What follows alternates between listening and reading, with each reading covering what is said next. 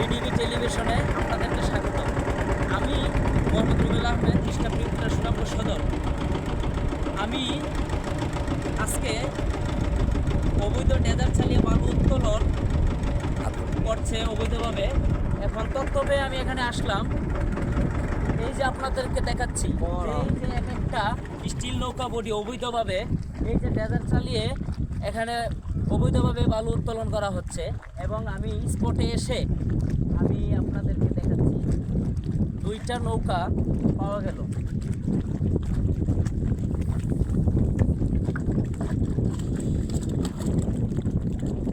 ভাই নৌকার মাঝে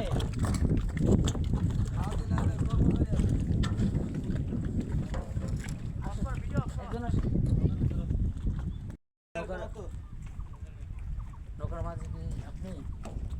তো আপনার এই ডেজারগুলা কারা চালাচ্ছে?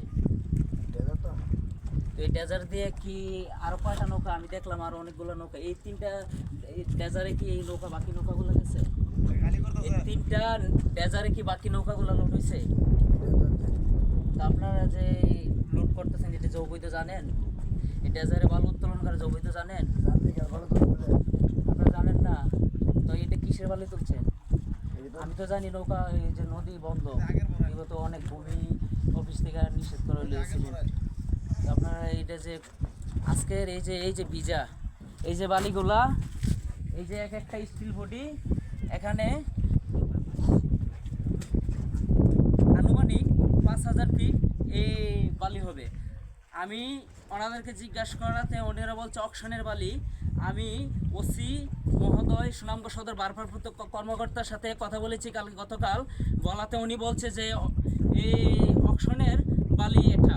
তো অকশনের বালু থাকা অবস্থায় ওনাকে জিজ্ঞেস করলাম যে কিসের বালি, এই কিসের অকশন?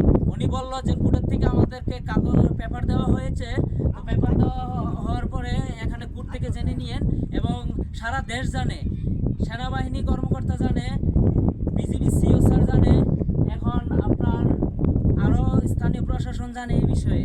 তো আমি স্পটে আসলাম, উনি বলছিল যে স্পট থেকে আমি সরাসরি আপনার ডেজার সহ দেখানোর জন্য। তো আমি ডেজার সহ দেখালাম। তো এই অপশনটা কিসের, কতদিন যাবৎ, আজকে 1 মাস ধরে এই ডেজারগুলো দিয়ে আপনার বালিগুলো উত্তোলন করা হয় অবৈধভাবে। এবং দেশের ভূমি সম্পদ এই যে আপনার সুলকাবাদ ইউনিয়নের এখানে দেখতে পেলাম হাউর বেরিবাদ এখানে ভেঙে ফেলা হয়েছে। এখন জানেন আপনারা যে সুনামগঞ্জ এটা বন্যা ক্ষতিগ্রস্ত এলাকা। এই ক্ষতিগ্রস্ত এলাকা হাউর অঞ্চল যদি আপনার মনে করেন এই বেরিবাদটা ভেঙে পড়ে যায়, তখন অনেকগুলা কৃষি বাণিজ্য আমাদের বিরাট ক্ষতিগ্রস্ত হবে। এখন আমি দৃষ্টি আকর্ষণ করছি প্রশাসন মহোদয় স্যারের কাছে, ডিসি মহোদয় স্যারের কাছে, যে এই অবৈধ বালু উত্তোলন করা ঐক্যভাবে বন্ধ করতে হবে। না হয় দেশের বিরাট ক্ষতি হয়ে যাচ্ছে, ভূমি সম্পদ নষ্ট হয়ে যাচ্ছে। ওনারা এভাবে অকশনের দোহাই দিয়ে এই জড়িত অনেকগুলো মানুষ যারা জড়িত করে সাথে আছে, তাদের কাছে নিউজ ধরতে গেলে ওনারা বলে যে আমরা নিউজ দিতে গেলে আমাদের মামলা মিথ্যা হয়রানি করা হয়।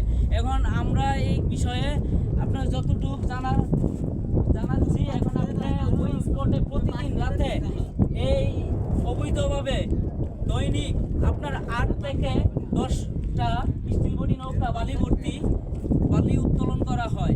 এবং প্রতিদিন এই নিউতে এই রমরমা বাণিজ্য ব্যবসা চলে যাচ্ছে আড়ালে।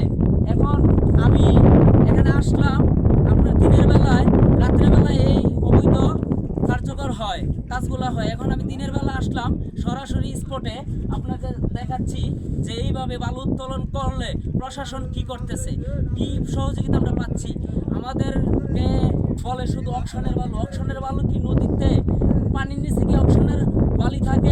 আমার জানা মতো তো নাই যে পানির নিচে অকশনের বালি কিভাবে আসে।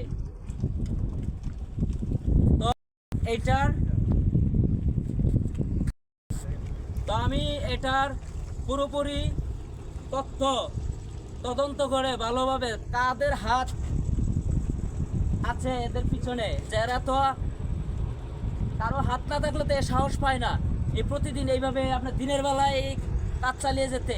রাতে ভরে রাতে আপনার দিনের বেলা যেইভাবে চলাচল করে দাপট দেখিয়ে, এটা তদন্ত করার জন্য অনুরোধ জানাচ্ছি বিশেষভাবে।